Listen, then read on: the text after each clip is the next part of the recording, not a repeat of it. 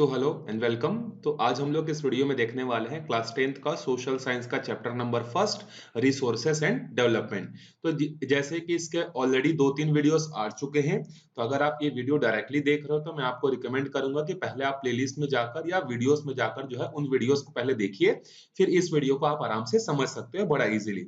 तो आज का जो टॉपिक है हमारा वो क्या है?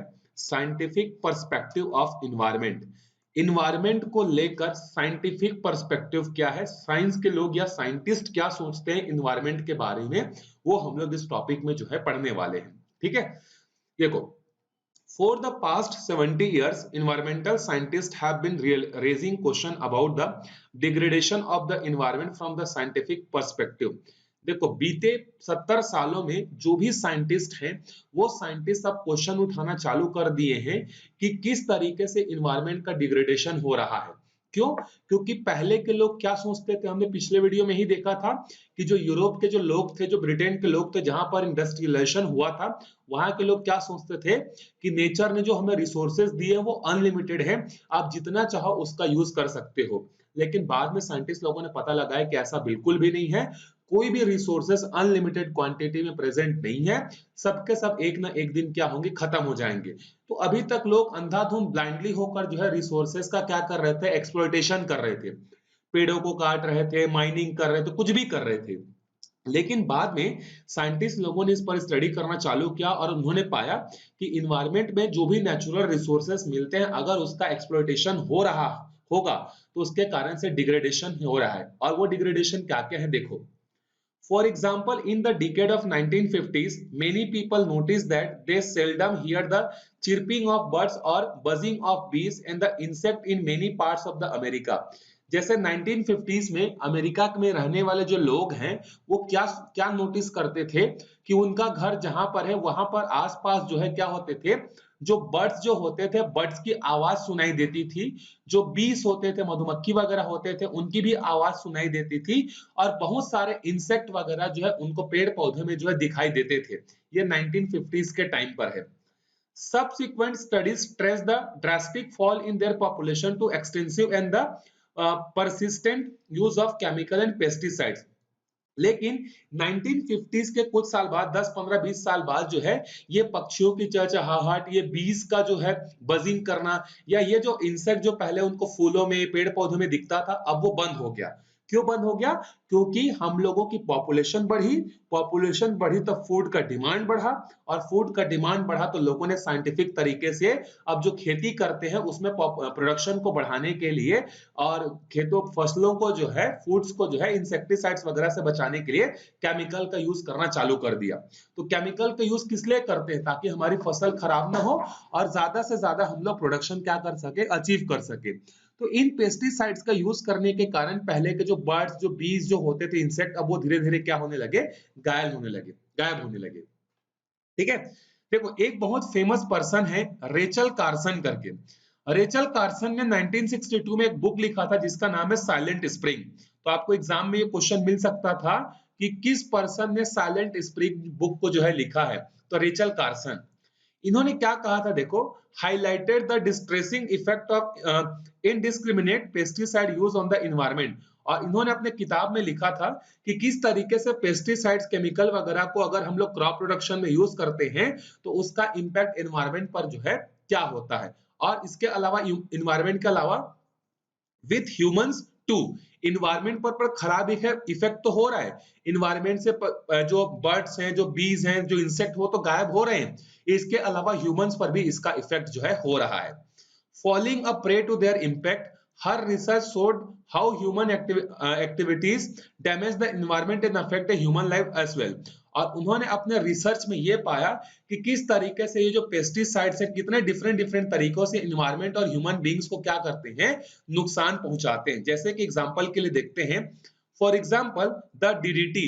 डीडीटी एक केमिकल है जिसका फुल फॉर्म होता है dichloro diphenyl trichloroethane, used to eradicate mosquito find its way into fish in the lakes and the rivers। ये जो डीडीटी जो होता है, इसका यूज किया जाता है मॉस्किटो को मारने के लिए, मच्छरों को मारने के लिए। और मच्छर जो होते हैं जनरली कहाँ पर पैदा होते हैं? जहां पर पानी वाला इलाका होता है, जहां पर पानी जमा होता है। तो उस पानी पर क्या किया जाता है? डीडीटी जो है डाला जाता है। अब यही पानी जो होती है वो फ्लो होकर कहाँ पहुंचती है? पॉन्ड में पहुंचती है, या रिवर में पहुंचती है, या लेक में पहुंचती है। तो उसी मच्छर को मारने के लिए हमने जो दवा यूज किया, अब वो डायरेक्टली क्या हुआ? फ्लो होते होते लेक में पहुंच गया, रिवर में पहुंच गया, या पॉन्ड में पहुंच गया। अब उस केमिकल को क्या करेंगे? जो वहां पर रहने वाले जो फिश हैं, जो लेक में या रिवर्स में रहते हैं, वो उसको क्या करेंगे? कंज्यूम करेंगे। तो कंज्यूम करेंगे तो इसके कारण से क्या होगा? उनकी बॉडी खराब होगी और वो मर जाएंगे। Even small amount of toxic chemical can contaminate and kill the fish. इसके अलावा जो डीडीटी जो हमने मच्छरों को मारने के लिए यूज किया गया था, अब वो रिवर तक पहुंच गया। किस तरीके से कनेक्टेड है देखो, एक चीज दूसरी चीज से इन्वायरमेंट में कनेक्टेड होती है।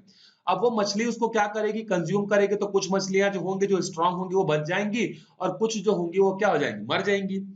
When human and birds consume the contaminated fish, the trace chemical residue are still enough to cause them a harm. और इसी मछली को मारकर कौन खाता है? ह्यूमन बींग्स खाते हैं, और कुछ बर्ड्स होते हैं जो खाते हैं। तो इन्हीं फिश के अंदर में क्या चला गया है? डीडीटी केमिकल्स, और वो केमिकल्स को फिर हम लोग खा रहे हैं। तो एक तरीके से जिस डीडीटी का यूज हमने मच्छर को मारने के लिए यूज किया गया था, वो मच्छर के पानी के थ्रू कहां चले गया? रिवर में। उसको किसने कंज्यूम किया? फिश ने। और फिश को किसने कंज्यूम किया? हमने।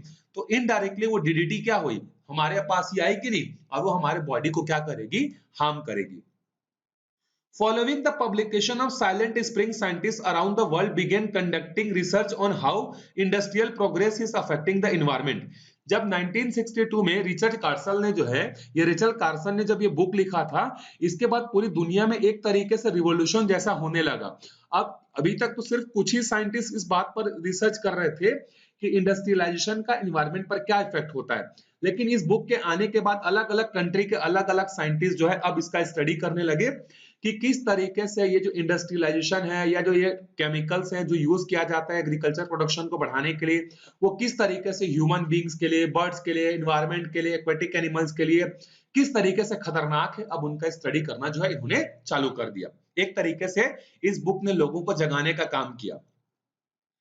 Environmental scientists say that our natural wealth is a vast and the complex web in which damage to a small segment can impact the whole system. देखो, इन्वायरमेंटल साइंटिस्ट जो environment का study करते हैं, उन्होंने ये बताया कि इन्वायरमेंट में पाए जाने वाले जितने भी कंपोनेंट हैं, चाहे वो लिविंग थिंग्स हो चाहे नॉन लिविंग थिंग्स हो, सबके सब एक दूसरे पर क्या है? डिपेंडेंट हैं। अगर इसमें किसी भी एक चीज को अगर आपने खराब कर दिया, या किसी चीज को खराब हो गया, तो पूरा का पूरा होल सिस्टम ही क्या हो जाएगा? डैमेज हो जाएगा। जैसे आप लोगों ने कृष्ण जन्माष्टमी के समय देखा होगा कि लोग मटकी फोड़ने के लिए एक के ऊपर एक के ऊपर एक चढ़ते हैं। अगर उस वो एक साथ खड़े क्यों हो पाते हैं? क्योंकि सब एक साथ कोऑपरेट करते हैं, बैलेंस करके रखते हैं।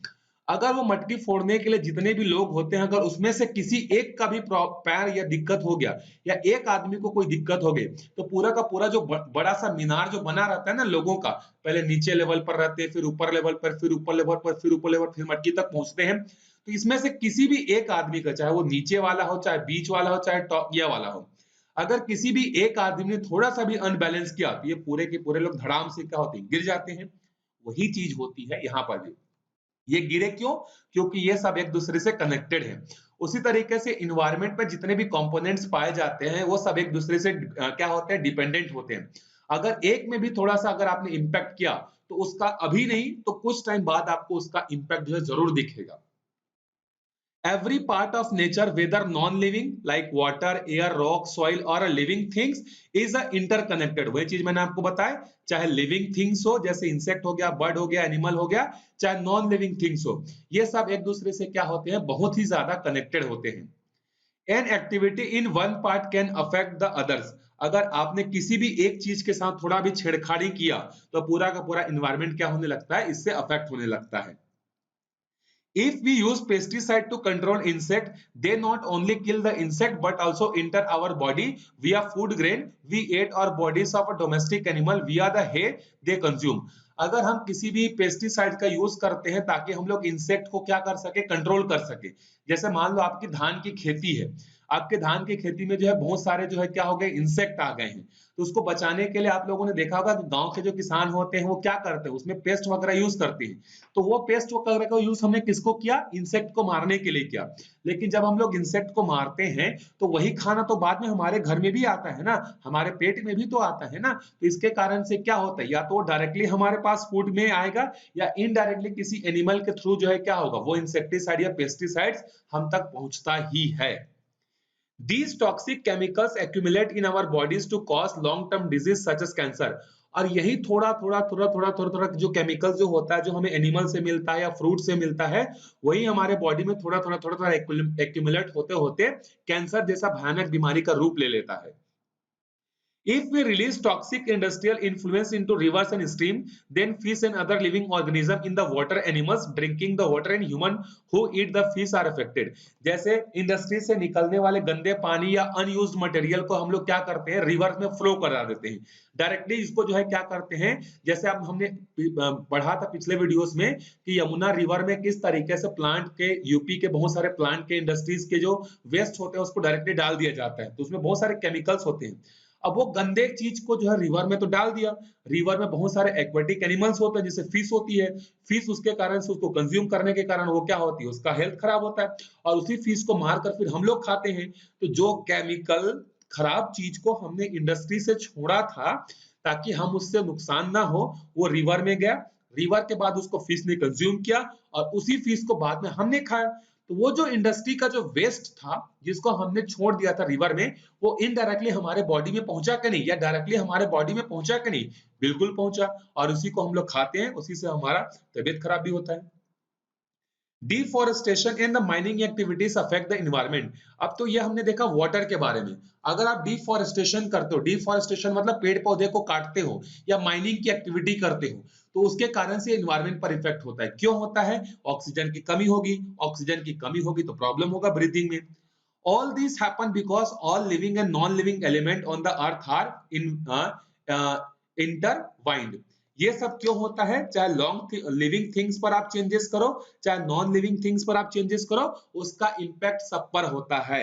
समझ में आया कि नहीं, आपको बहुत सारी चीजें आपको ऐसे देखने को मिलेंगी जहां पर आप, जैसे हम लोग क्या करते हैं, जैसे हम लोग ये बोलते हैं, जैसे अभी अभी जो है इंडिया में जो है नामीबिया से जो है क्या लाया गया, टाइगर को लाया गया। इंडिया में नहीं था तो टाइगर को लाया गया। क्यों लाया गया, क्योंकि अगर जंगल में रहने वाले किसी भी एनिमल का पॉपुलेशन अगर बढ़ गया तो वो हमारे क्या करेगा, ह्यूमन सिस्टम को या एनवायरनमेंट को क्या करेगा, डैमेज करेगा।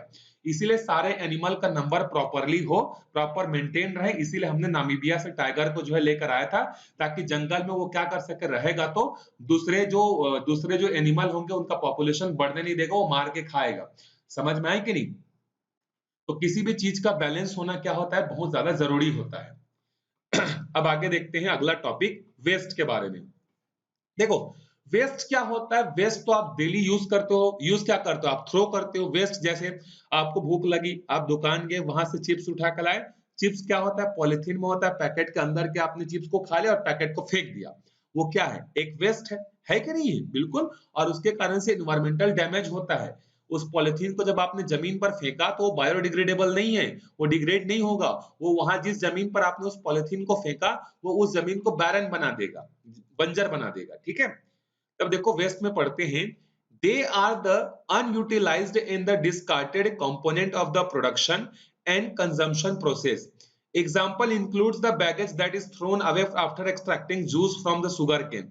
देखो जो वेस्ट जो होते हैं वो क्या होते हैं, अगर किसी सामान में जो यूजफुल चीज था उसको हमने निकाल लिया और उस यूजफुल चीज को निकालने के बाद जो भी खराब चीज बचा उसी को हम लोग क्या बोलते हैं, वेस्ट बोलते हैं। जैसे कि जब हम लोग गन्ने का रस से शुगर केन मतलब जूस निकालते हैं शुगर केन से, तो जूस निकल जाने के बाद जो बचता है उसको हम लोग फेंक देते हैं।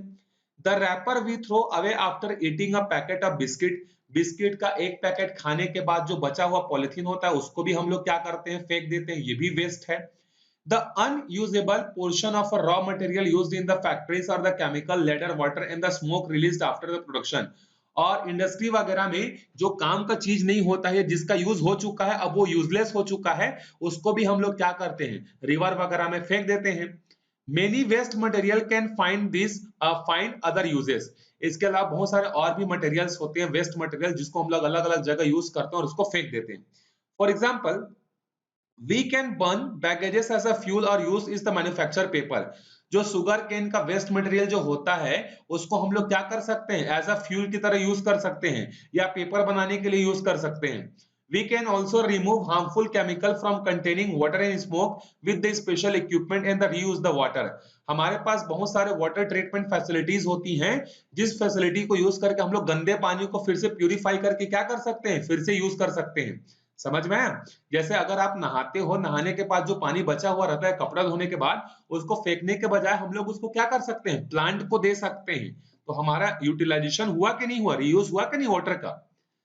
Large scale industrial production has badly affected the complex environmental wave. जो बहुत बड़े बड़े इंडस्ट्री जो होते हैं ना, वो बहुत ज्यादा अमाउंट में एनवायरमेंट को क्या करते हैं, डैमेज करते हैं। कैसे? एक तो जो वेस्ट मटेरियल होता है उसको रिवर में छोड़ देते हैं, उसके कारण से रिवर गंदा होता है। इसके अलावा इंडस्ट्रीज को चल जाने के लिए मशीनें चाहिए होती, मशीन से क्या निकलता है, स्मोक निकलता है, धुआं निकलता है। वो धुआं क्या करता है, इन्वायरमेंट पोल्यूशन करता है, एयर पोल्यूशन करता है। तो इंडस्ट्री जो होती है वो वाटर पोल्यूशन भी करती है, लैंड पोल्यूशन भी करती है, एयर पोल्यूशन भी जो है करती है। The earth natural resources are not inexhaustible. मतलब अर्थ में पाए जाने वाले जो भी रिसोर्सेस होते हैं वो इनएग्जॉस्टिबल होते हैं, वो खत्म कभी न कभी खत्म हो ही जाएंगे। आज नहीं तो 20 साल बाद होंगे, 20 साल बाद नहीं तो 50 साल बाद होंगे। Using them indiscriminately will deplete the permanently. और अगर हम लोग इसका ब्लाइंडली अगर यूज किए, नेचुरल रिसोर्सेज को हमें फ्री ऑफ कॉस्ट मिला है करके अगर हम लोग इसको ब्लाइंडली यूज किए, तो ये एक दिन परमानेंटली क्या हो जाएंगे, खत्म हो जाएंगे।